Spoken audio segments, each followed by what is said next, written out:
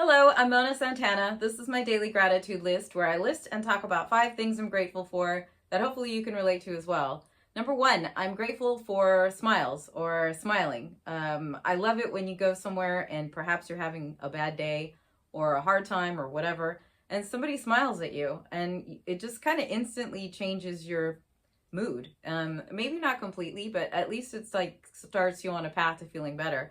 And of course, in turn, if you smile at other people and it makes them feel better too. If you're in a bad mood and you actually force yourself to smile, it actually begins to change your mood. So if you're feeling bad and you don't want to feel bad anymore, you can actually trick yourself into feeling better.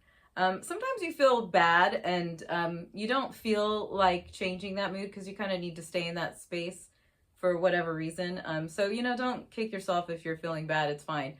But smiling has an interesting effect on yourself and others, is that it's like for whatever reason, when you smile and you use those muscles in your face, smiling actually triggers the certain synapses or whatever wiring you have in your brain to feel better. It's just sort of it's all connected, so it's an interesting little trick. So if you want to change your mood, you can trick yourself into feeling better if you wanted to. Just smile.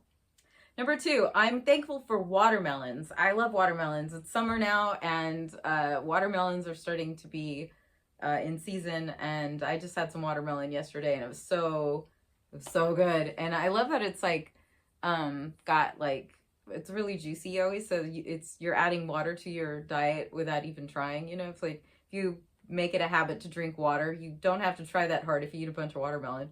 And of course, I love watermelon because it tastes really good. Number 3, I'm grateful for getting older.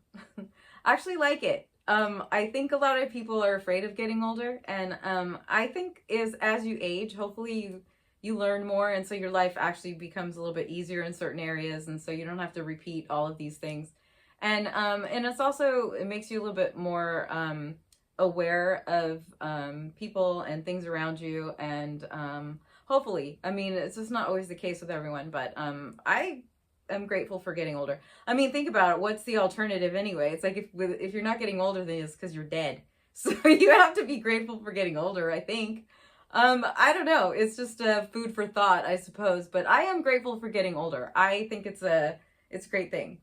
Number 4, I'm grateful for The Who. I love The Who. I have always loved The Who. Ever since I was a kid, one of my favorite albums was Quadrophenia.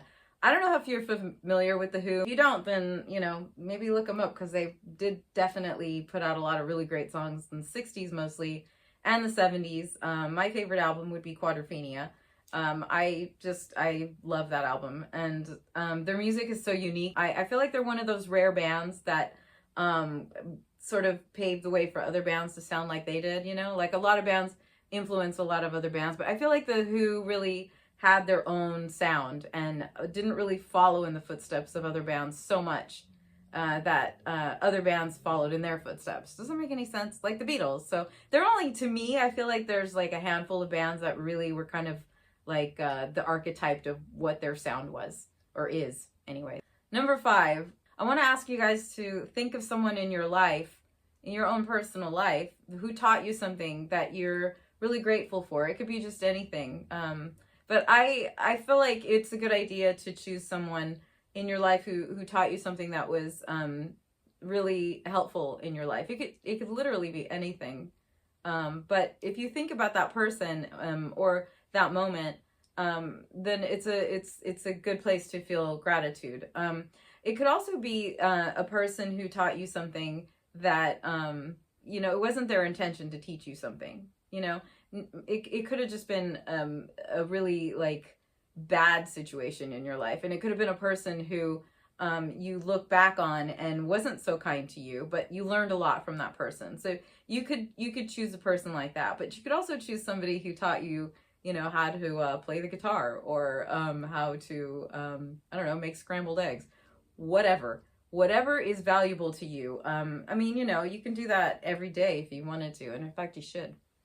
It's good to be thankful for people who teach you something. So practicing gratitude is really good for your well-being on many different levels. It's good for your brain, it's good for your body, it's good for your immune system, and it's good for the people around you. So if you've been practicing gratitude with me regularly, I want to thank you very much for subscribing if you've subscribed, and if you haven't, I would really appreciate it if you did.